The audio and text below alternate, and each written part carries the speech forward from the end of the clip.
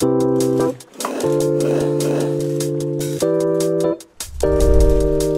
datang di tutorial Efren. Di video ini kita akan melanjutkan tutorial kita terkait dengan penyusunan kuis. Di langkah video yang pertama kita sudah melihat bagaimana kita men-setting bagian awal dari kuis. Sehingga kalau kita sudah men-setting, kita bisa menambahkan pertanyaan-pertanyaannya. Nah, Bapak Ibu, kita bisa lihat setelah kita setting di langkah yang pertama, kita akan muncul satu tempat di mana ini adalah tempat kita nanti akan men-setting pertanyaan-pertanyaan yang ingin kita berikan ke mahasiswa. Nah, langkah pertama yang akan kita lakukan adalah menambahkan pertanyaan. Nah, di sini kita bisa set atau kita tambahkan dengan add question-nya. Jadi kalau kita klik add question-nya, di sini ada lagi opsi add lagi.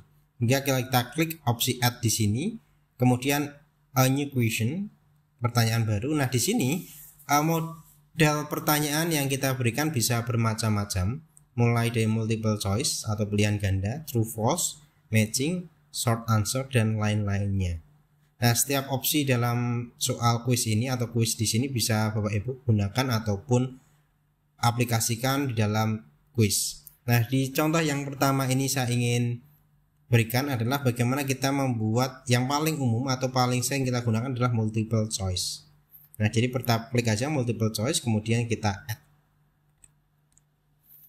Oke, baik. Setelah kita muncul di sini ada namanya tampilan untuk mengisi keterangan dari soal-soal yang Bapak Ibu sudah siapkan sebelumnya.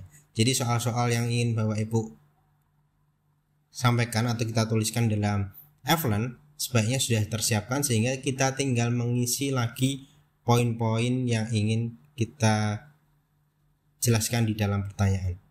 Nah, di sini ada question name, ada question text, kemudian kita bawah status ready, default marknya 1, kemudian general feedback, kemudian ID number, dan lain-lainnya. Nah, di bagian ini pada dasarnya tidak selalu harus kita ubah atau kita sesuaikan, tergantung dengan kebutuhan kita masing-masing. Kemudian di bagian bawah ada answer ada pilihan pertama choice 1, kemudian grade-nya, kemudian feedback-nya. Nah, kita ingin awali pada langkah yang paling mendasar adalah question names. Question name ini kita bisa tuliskan nomor urut dari soal ataupun subjek dari setiap soal. Nah, Bapak Ibu, apabila soal yang ingin kita buat ini sifatnya acak, di question name disesuaikan. Saya harap tidak usah kita tuliskan nomor urut dari soal, namun topik dari soal yang disampaikan. Nah, contohnya di sini kita ingin membuat suatu pertanyaan tentang metode penelitian.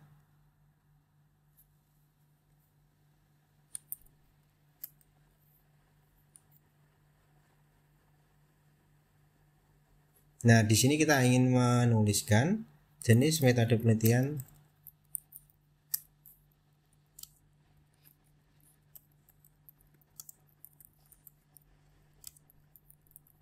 Nah, di sini ada question name-nya. Ini berarti nanti pertanyaan yang saya berikan ini akan terkait dengan jenis metode penelitian.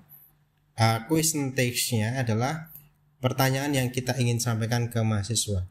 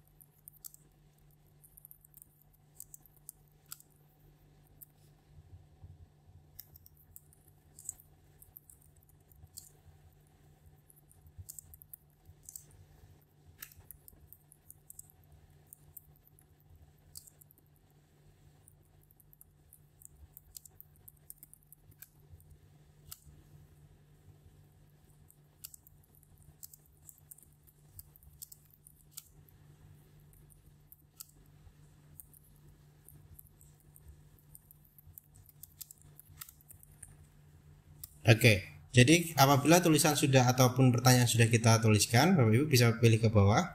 Ini default marknya, jadi setiap soal ini memiliki nilai maksimal berapa. Kemudian general feedback, ini feedback. Nah, pada opsi ini saya rasa tidak wajib kita isi, kita bisa kosongkan. Kemudian ID number juga bisa kita kosongkan. Kemudian sifat dari pertanyaan. Jadi sifat dari pertanyaan ini bisa one answer only, bisa juga multiple answer allowed. Jadi bisa juga beberapa jawaban yang kita perbolehkan. Tapi kalau dalam pertanyaan yang ingin saya berikan ini adalah one answer only.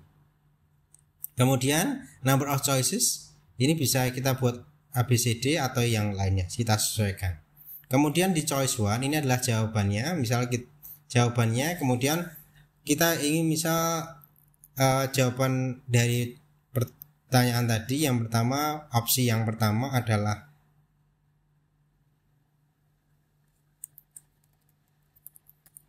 misal contohnya. Nah, di sini di choice one jawaban ini saya rasa sebagai jawaban yang benar, dan sehingga di grade-nya kita tulis 100%. Kemudian di sini misal di choice 2 adalah jawaban lain yang salah adalah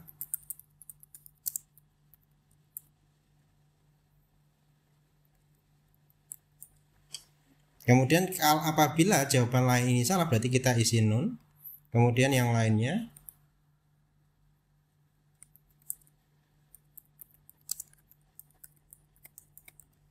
kemudian ini juga salah, kita isi none.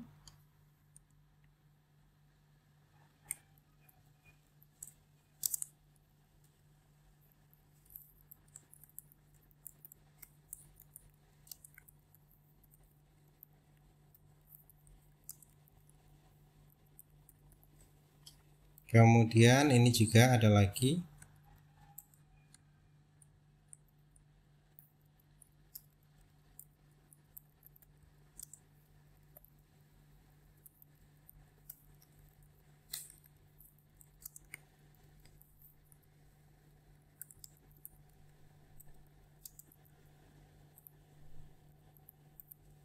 Oke, jadi kalau sudah kita isikan semua opsinya, kemudian jawaban benar kita isi 100% dan jawaban yang salah diisi 0. Kemudian tinggal kita save change. Nah, jadi sehingga kita sudah muncul pertanyaan yang pertama. Kemudian Bapak Ibu jika ingin menambahkan pertanyaan lain lagi, tinggal kita tambahkan add, kemudian new question, dan kita pilih jenis pertanyaan yang ingin kita gunakan di kuis tersebut. Nah, kemudian tinggal kita replikasi langkah tadi untuk mendapatkan jumlah soal yang sesuai yang kita inginkan. Kemudian apabila jumlah soal yang kita sesuai sudah kita tuliskan di sini dan ingin kita acak, kita bisa klik shuffle. Apabila tidak, kita bisa uncheck list dari bagian shuffle. Saya rasa ini sekilas terkait dengan bagaimana kita menambahkan soal-soal di dalam kuis, sehingga nanti Bapak Ibu bisa terapkan dan aplikasikan dalam proses pembelajaran. Terima kasih.